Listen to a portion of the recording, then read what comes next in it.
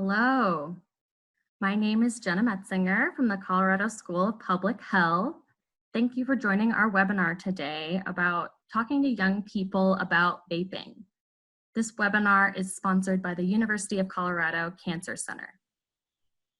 We will have three panelists today: myself, Amy Ryan from the Center for Public Health Practice, and Devin Lorimer from Tri-County Health Department. Thank you again for joining us. I hope you find this webinar informative and that you leave here today with tips and ideas for how you could have a conversation with youth in your life about vaping. To start us off is Amy Ryan, MPH, from the Center for Public Health Practice. Amy? Thank you, Jenna.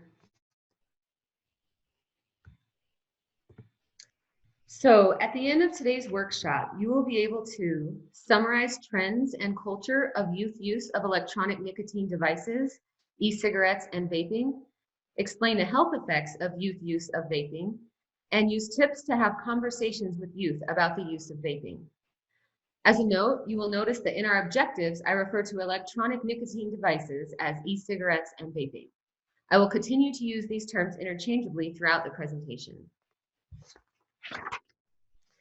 So we're spending the next hour together to start thinking about how to address the use of electronic nicotine devices, Juuls, and vaping by young people. So we wanted to pose the question, why do we care about youth tobacco and/or nicotine use? There's a lot of concern and media attention right now around the use of these electronic nicotine devices by middle and high school youth. The data presented will be about the actual use of these devices in our state and community. Understanding this data will help us to make decisions based on accurate information about how to address vaping in conversations with young people. So we wanted to introduce the term trusted adult early in this presentation before we provide information about vaping. A trusted adult is a parent, guardian, caregiver, teacher, or mentor that is approachable and open to answering questions with accurate information. Youth who feel they can ask an adult for help are 22% less likely to vape. In addition to this, youth who have a parent they can ask for help are 31% less likely to vape. Your relationship with young people has a profound impact on their decisions to use a variety of substances. Don't underestimate that impact. Excuse me. I'm going to play a short video to give a brief overview of Vaping 101.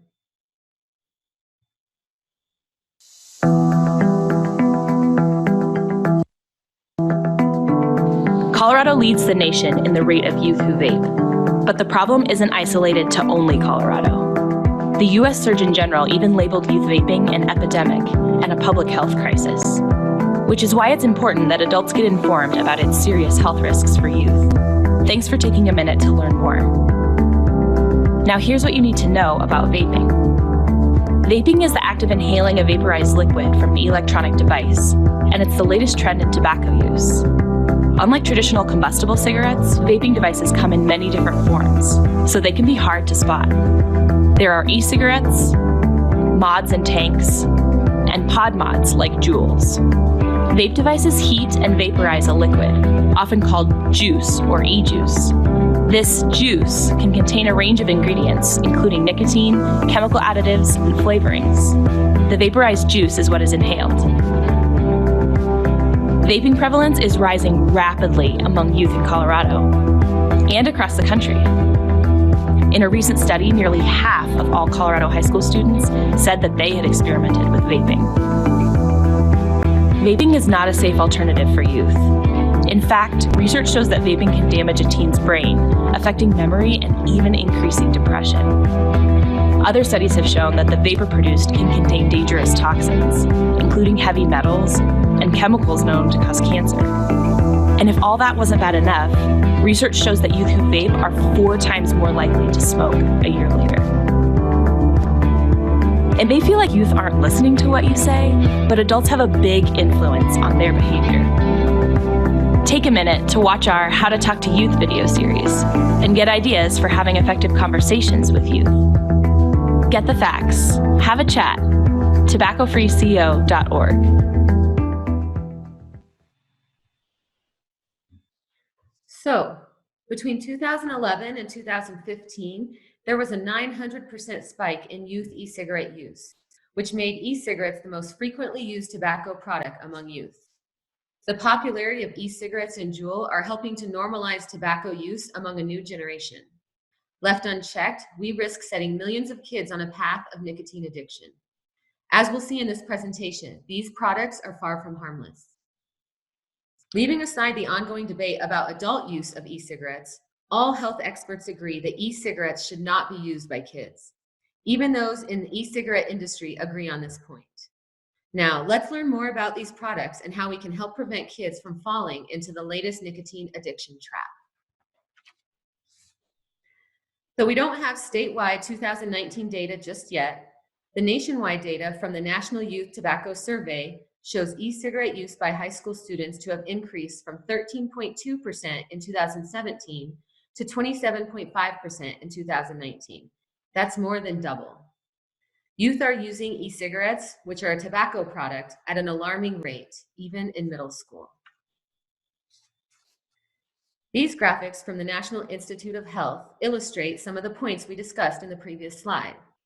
The chart on the left shows e-cigarette use among teens as a predictor of future use of traditional tobacco products, including cigarettes, cigars, and hookahs. 30.7% of teen e-cigarette users started smoking within 6 months of vaping, while 8.1% of non-users started smoking. The figure on the right shows the knowledge gap between students have about e-juice ingredients. What we see is not just that 13.7% of teens don't know what's in their e-cigarette, 66% believe it is just flavoring. As we're about to learn, there are many different chemicals in e-cigarette vapor, and more often than not, there is nicotine. According to the Truth Initiative, 99% of e-cigarettes sold in 2015 contain nicotine. Manufacturers don't have to label or report the ingredients, so users don't know what actually is in them. So there are a few reasons youth are trying these new and emerging electronic nicotine devices like Juul. These are supported by research from the Truth Initiative. They are curiosity. Taking risks is a normal part of development for adolescents, and these new products have sparked the curiosity of our youth. Nicotine products have become very intriguing for young people and adults. Flavors. Although many teens report that they would never smoke a cigarette or use chew tobacco, the use of flavors makes these devices not seem like a tobacco product. 43% of young people cite flavors as the reason they first tried an e-cigarette. Belief that they are safer than other tobacco products. This understanding from youth was seen in the Healthy Kids Colorado survey data, when it said that only 50% of youth find vaping to be risky, compared to 87% of youth think smoking is risky. The marketing and advertising of these products have led many youth and also adults to believe there is no health risk for using these products, which is not true. So here's a summary of the data we reviewed. Note that this is based on the 2017 surveys in Colorado middle and high schools. 2019 data reports are expected soon. So I'd like to call your attention to the top two statistics. 73% of youth currently do not use e-cigarettes, and 56% of youth have not tried e-cigarettes. So there's a positive. Before moving on, I want to make sure one point is taken away from this section. The majority of youth are choosing not to use these products. Keep this in mind because young people and adults will often say, everyone is vaping. Feel empowered to counter this narrative with youth. In this moment, be careful not to accidentally confirm this is true because it is in fact the opposite. Often youth use substances because they think it will help them fit in. If substances are not seen as cool or popular, young people may be more likely to quit or not use the products at all. Despite industry targeting, youth are resistant. And now I'm going to turn it over to my colleague, Devin.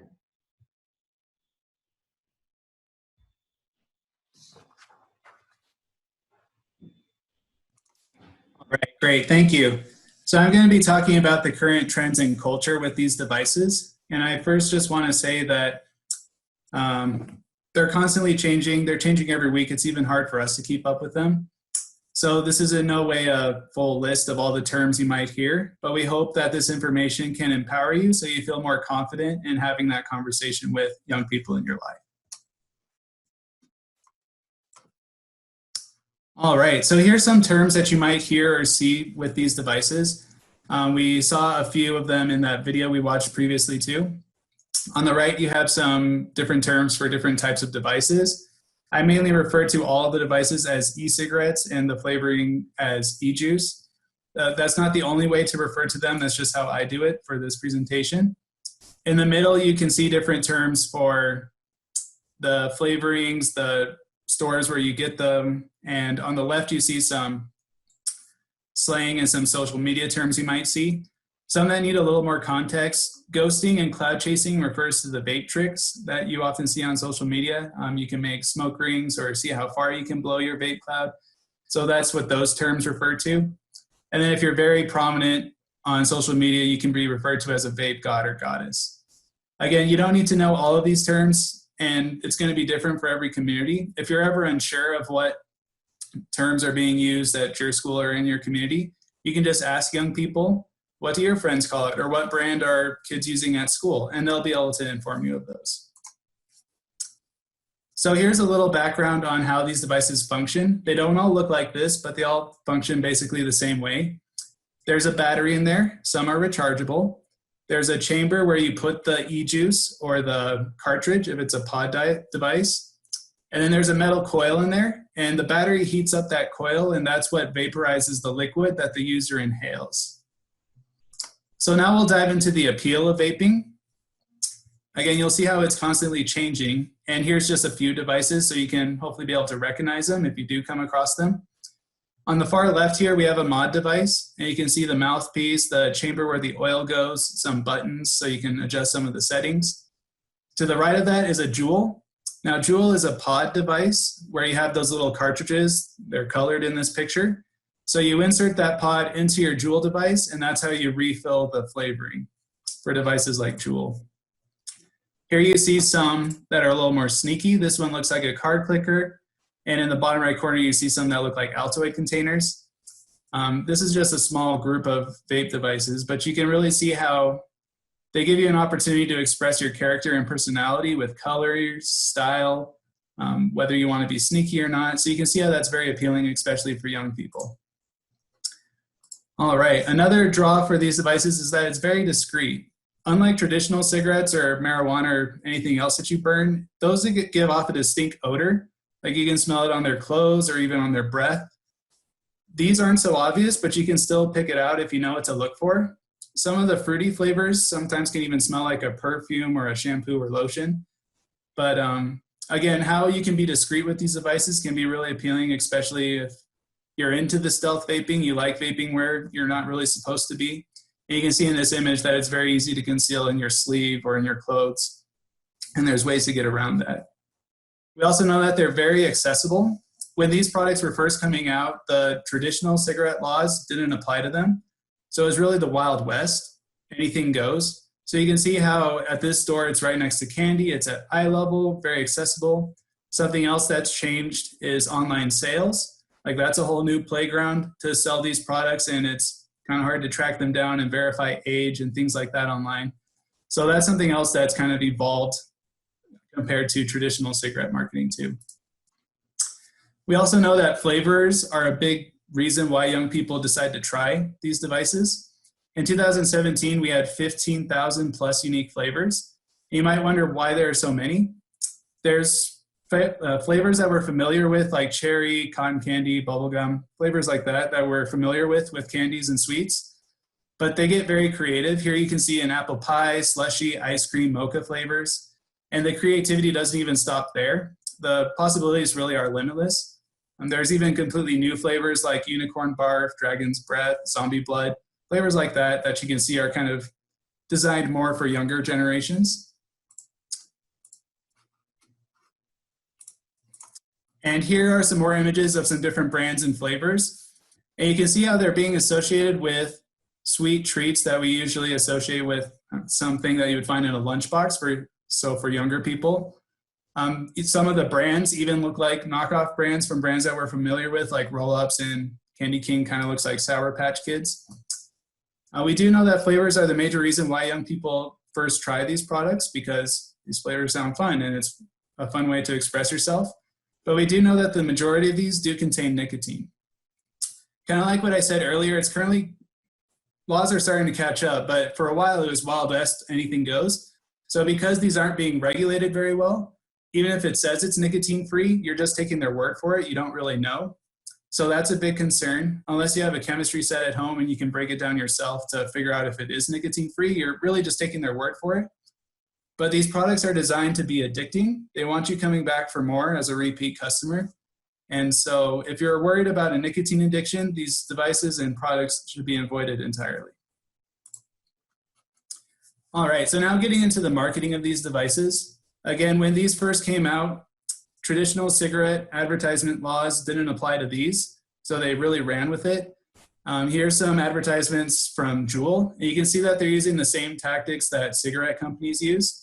They have young people that look like they're having fun, they look sexy, they look cool, athletic, popular. And they've really only just updated those images to be more modern and appealing to young people today. They're also running with taglines that are often misleading, like healthy alternative. And Juul's tagline is that it's made for adults to quit smoking.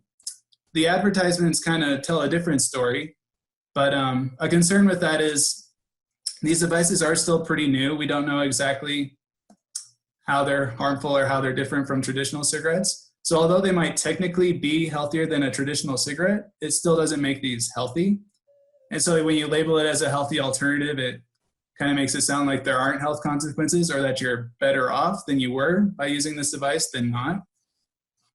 Here's some advertisements for some flavors too for creme brulee, and it looks very professional, very artistic, and very well done. And here we have a Juul that's charging on a computer. And if you didn't know what you were looking at, it may look like a USB flash drive or a Wi-Fi dongle or some attachment to your computer. But that is in fact an electronic cigarette device that's charging there. All right, so diving into the nicotine content in these products, one Juul pod contains the same amount of nicotine as one pack of cigarettes. So that's a lot of nicotine in a little package. And we often get asked, well, how long does a Juul pod last? And that really depends on the user. But the nicotine in the Juul pod is a lot easier on the user's throat than a traditional cigarette. So that means you can vape a lot more often. And the more nicotine you get down a user's throat, the more likely they are to become addicted, which is the goal of having so much nicotine in these products. On the right here, you have a graph that shows the legal nicotine percentage by weight. And second from the right, you have the European Union maximum. Then on the far right, you have Juul's content, which is more than twice that.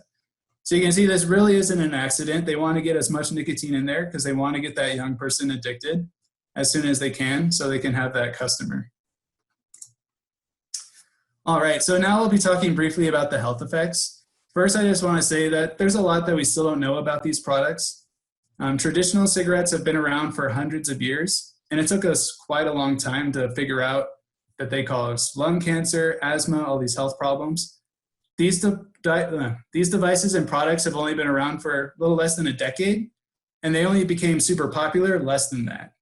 So there is still a lot that we don't know about these products, but we'll be talking about some things that we do know are in them that cause concern. So first, there's the nicotine in there. We know that it's very addicting. It's the substance that's in traditional cigarettes that makes it so hard to quit smoking. There's also flavorings like diacetyl. You may have heard the term popcorn lung tossed around, and that's what that's referring to. It basically causes some scarring inside your lung, which isn't good because we want your lungs to be nice and flexible for breathing. We don't want them to get tough and full of scars. There's also propylene glycol and vegetable glycerin that's added for the throat hit effect. Now, those are considered safe by the FDA to be added to our food, but these are being added to these juices and breathed into our lungs. So we don't know exactly what the long-term effects of that is. So that's kind of the worry behind these things. These chemicals and substances are being added to these juices, and we don't exactly know how that affects our lungs. I just kind of want to emphasize, like, our stomachs are built differently than our lungs, so just because it's safe in our stomachs doesn't make it safe in our lungs. All right, a big misconception about it is that it's just harmless water vapor. And if it really was just water vapor, you'd be putting water in your Juul and vaporizing that. But it's an oil, it's that e-liquid, that juice, right, that you're vaping. And even when you look at it, it looks oily, and some of the products look even thicker, like syrup. And it's a big misconception that it's just water vapor when really it's an aerosol, which means that there's all these chemicals and stuff that's in that gas too. The example that I like to use is like a spray bottle with water versus a can of hairspray if you use it on your hair. If you spray the water on your hair, eventually that's going to evaporate, and it's not very good at keeping your hair where you wanted it to be. But if you use a can of hairspray, there's stuff in that gas that keeps your hair stiff and where you want it to be. So that's not the perfect example, but just thinking about it with these devices, if you just had water going into your lungs, it would just be evaporating and you'd probably be fine. But it's not just water. You're breathing in all these chemicals. You're breathing in ultrafine particles, which we know can cause cancer. There's the things we mentioned earlier. There's also heavy metals that get in there, like nickel, lead, and tin. And that can be completely unintentional by the manufacturers. It's just when you heat up that metal coil in there, by heating it up, metal particles break off and can get into your vape cloud, and you're breathing that into your lungs. And we know that metal in our lungs generally isn't good. So what can we assume about this? We know that getting this stuff in our lungs is going to affect our lungs, our respiratory system. We also know that breathing this stuff in absorbs it into our blood really fast. So that's going to be affecting our cardiovascular system.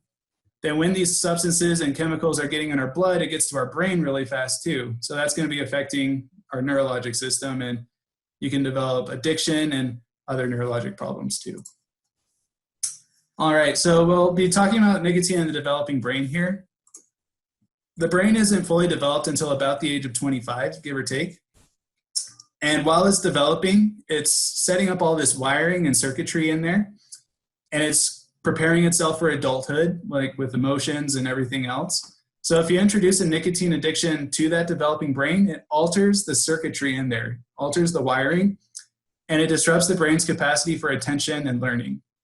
Now, we all need good attention and learning skills, but that's especially important for young people as they're in school, as they're working, as they're trying to figure out who they are, who they want to be, and where they want to go in life. We really don't want their potential to be inhibited by a nicotine addiction. We also know that if you develop a nicotine addiction while your brain is still developing, it becomes a lot easier for that brain to become addicted to other substances too. So kind of like what we said earlier, that can lead to switching to traditional cigarettes in addition to vaping. You can start trying THC or marijuana or other substances. So it's just a slippery slope where you start trying other substances, which can lead to other health concerns too. So bottom line, we really just don't want young people's potential to be hurt or inhibited by a nicotine addiction or any other health problems that might come about from everything that's in these products.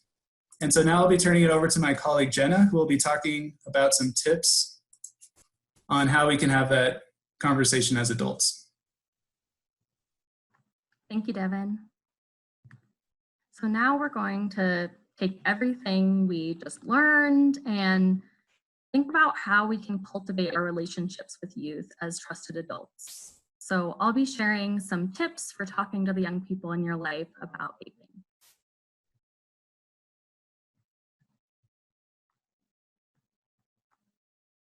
So as a reminder, just bringing this term back, a trusted adult is a parent, guardian, caregiver, teacher, or mentor that's approachable and open to answering questions with accurate information. Being a trusted adult can have a huge impact on a young person's use of all substances, which includes vaping. One conversation goal to keep in mind is for the young person to think critically about the role vaping plays in their life and begin to make decisions on how they'll approach it. Another goal would be to keep the conversation moving forward rather than feeling like you have to give all the answers. This approach reinforces critical thinking skills and helps young people see you as an adult to trust. I wanted to pull us back to these points too that were mentioned earlier. An essential part of keeping young people away from vapes are your rules and expectations. Youth who have clear family rules are 39% less likely to vape. And youth who feel safe at school are 28% less likely to vape. These data points show that family rules and schools upholding policies help prevent young people from vaping. So making sure your expectations about vaping are clear is crucial. If you haven't made it clear what your expectations are, make sure you find time to make this clear. This could be during a conversation where a young person is coming to you and asking for information, or you could be proactive in order to make your expectations clear.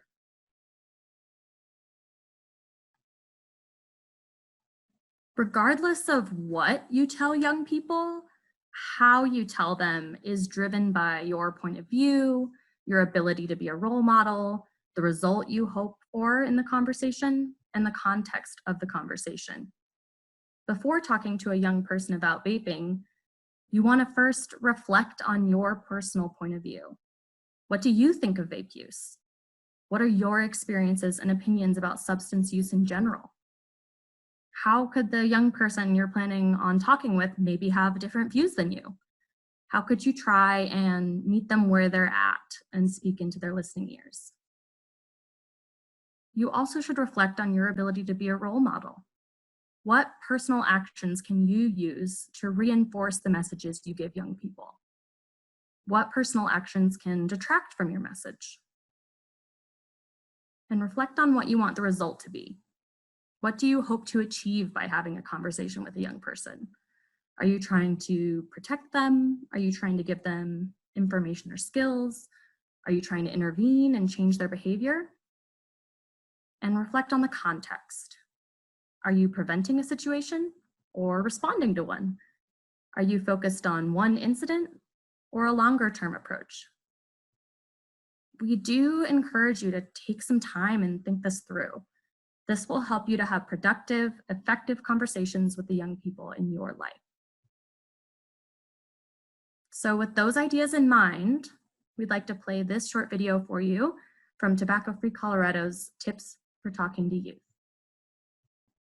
Every day I see the potential in my students both on and off the court, and I want to see them invest in what makes them better. But things that negatively affect their health and their future, like vaping, aren't part of that equation. And since I'm someone young people know they can trust, I wanted to do something about it.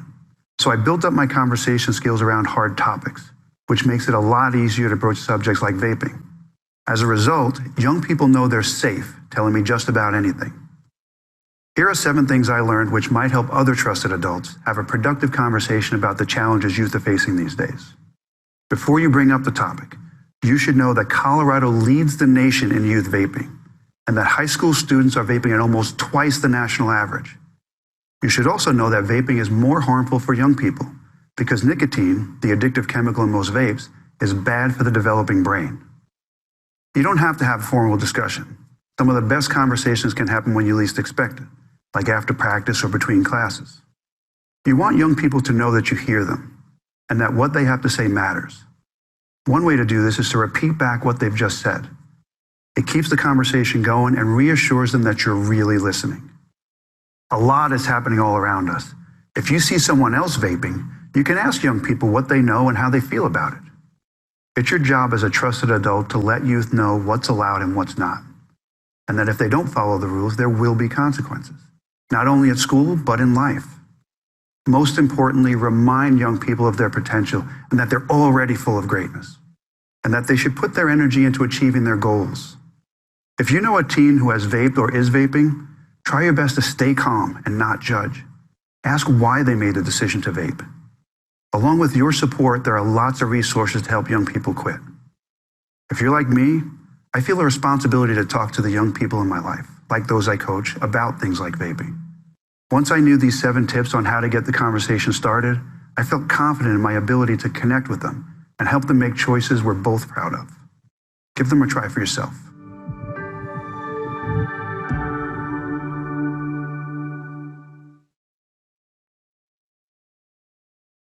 So the tips presented in that video can help you get talking. Sometimes it might feel like youth in your life aren't listening to what you say, but research shows that adults have a big influence on their behavior. What you think matters to the young people in your life. As an adult they trust, you can impact their choices. What you say and the example that you set make a difference. When you're ready to talk, make sure you start by listening. Make them feel heard. The most important thing is that youth feel safe talking openly. Consider their opinions and keep the conversation going. Even if you've talked about this topic before, their thoughts can change. Plus, as youth get older, they can feel more pressure from friends and classmates. Use teachable moments. When you see someone vaping on TV, or if it comes up in conversation, or even if a friend or family member vapes, it can make starting the conversation easier. Ask them how they feel about it and let them guide your discussion. Set clear rules. Make family, school, and sports team rules clear and stick to them. As mentioned before, youth who have clear family rules are 39% less likely to vape. Focus on positive messages. Encourage them to make choices that help them achieve their goals. Remind them what can happen for breaking the rules. Teens that break school or school activity rules can be suspended or kicked off a team. And help them understand the facts. You can use facts about vaping presented in this presentation or facts on tobaccofreecolorado.org, Know the Facts, to help you. Remind young people that they're role models to other youth. Let them know that younger students and siblings look up to them as examples. How would they feel if a younger sibling got addicted to vaping? And not everyone is doing it. It's either easier for youth to say no to peer pressure if they know that not everyone's doing it. Let them know that more than half of high school and middle school students have never vaped, so they're in good company. And as was mentioned in that video, if you find out that a young person in your life is vaping, try to stay calm and non-judgmental. This is an excellent opportunity to talk about it and learn why they were doing it. You can ask questions like, tell me more about what led you to vape, or what are some of the reasons? Let them know that you're concerned about their vape use progressing, but try to encourage them to keep talking by asking open-ended, non-judgmental questions. Try to figure out if there's a deeper problem. If they vaped more than once, or if they're currently vaping, try to get a feel for why. For example, determine if or how their relationships with others might have changed. If they're under added stress at school, if their grades have changed, or if they're hanging out with a different crowd. If a young person shows any interest in quitting, congratulate them and ask which resources or strategies they think might work best for them. You could talk to your doctor or suggest that they check out the Colorado Quit Line. The Quit Line now serves Coloradans as young as 12 years old who want to quit vaping, smoking, or chewing. So that is definitely there for them. They can enroll themselves quickly and easily at coquitline.org or 1-800-QUIT-NOW to get coaching, either through chat or over the phone. Coaching's free, non-judgmental, and it has been shown to increase the chances of quit success. So this is just an overview of those tips and tricks. They can help get you talking, whether you know young people who don't vape that you want to prevent from starting, or young people who do vape that you'd like to support on their quitting journey.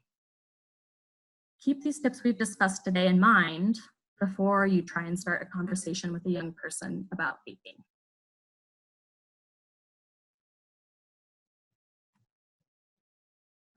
So let's just address some of the things you can do to support the young people in your life. Obviously, we've been discussing talking to young people about vaping, using the tips presented in this webinar and facts and statistics. You can use teachable moments, set clear rules, focus on positive messages, and gently remind them what could happen for breaking the rules. Be sure to really listen for some of the reasons we know young people use e-cigarettes, such as curiosity, flavors, and the belief that they're safer than other tobacco products. And be prepared to share information you've learned today with them. Try to stay calm and non-judgmental in understanding what it is about vaping that they or their peers might find intriguing. If you want to review all these strategies that we learned together, Tobacco Free Colorado's Know the Facts webpage is a resource that has more information about the material covered today. And so that's at tobaccofreeco.org/knowthefacts/talking to youth. And it's right there at the bottom of the page. Another important thing that we can do is provide education resources for youth who use tobacco and other nicotine products. The Second Chance program is a free online nicotine education program that can be used as an alternative to suspension for middle and high school youth who have violated tobacco-free schools policies or local laws. The program can also be used for youth who are experimenting with tobacco or other nicotine products. The program gives the young person an opportunity to reflect on their use of these products and can move them towards quitting. The Second Chance program is being updated to include vaping. If you are a parent or guardian who's interested in having their young person work through Second Chance, reach out to see if someone at their school is a Second Chance administrator. If no one at your youth school is currently using Second Chance, you can encourage them to become an administrator by having them contact RMC Health for more information about signing up. The Stanford Tobacco Prevention Toolkit is a free set of theory-based and evidence-informed modules that could be taught as part of our prevention curriculum or health class, or you could access it online as well. So this toolkit includes 6 units that's specifically designed to educate on and prevent vape use. And it comes with all the PowerPoints, handouts, materials, and other instructional materials that a teacher or a parent might need. And Catch My Breath is a newer one. It's a free e-cigarette specific education and prevention resource that meets national, state, and health education standards. So Catch My Breath provides up-to-date information for teachers, parents, and health professionals to equip students with the knowledge and skills they need to make informed decisions about the use of e-cigarettes. They have specifically updated resources to be helpful for parents who are supporting their youth with online school at home during this pandemic. So it's a great necessary resource. The new Catch My Breath addendum is called Vaping, Lung Health, and Infectious Diseases, and it's now available. So to access the free presentation, you just have to sign up for the Catch Health at Home resources and see the section titled Youth Vaping Prevention. And the Real Cost is created by the FDA's Center for Tobacco Products. The Real Cost gives teens what they need to know about youth use, about tobacco use and vaping, real facts, so they can make their own decision. And then, of course, provide cessation resources for youth who use tobacco and other nicotine products.